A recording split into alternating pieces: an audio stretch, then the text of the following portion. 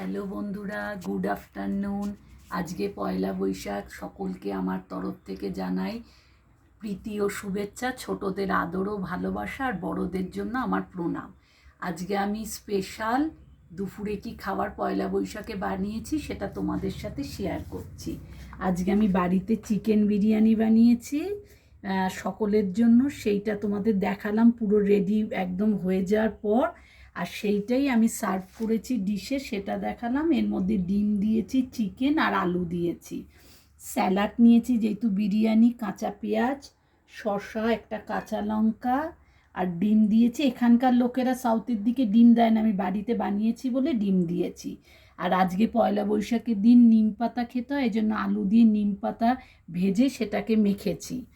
রায়তা করেছি, টক দই, জানোই এটা মিষ্টি দিয়ে একটু ভাজা মশলা, চাট মশলা দিয়ে করে, গরমে খেতে ভাল লাগে।